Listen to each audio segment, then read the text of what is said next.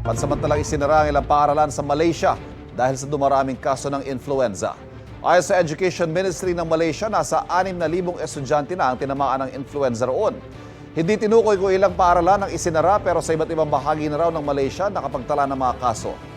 Noong nakaraang linggo, may 77 influenza cluster na nasa Malaysia ayon sa kanilang health ministry. Higit na mas mataas yan sa 14 na naitala, isang linggo bago nito.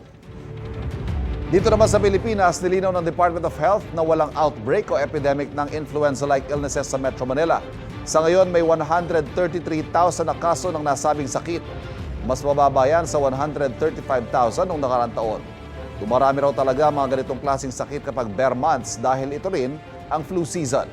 Paalala ng DOH, makatutulong kung magsusuot ng face mask, manatili sa bahay kung may sakit at ugaliing maghugas ng kamay.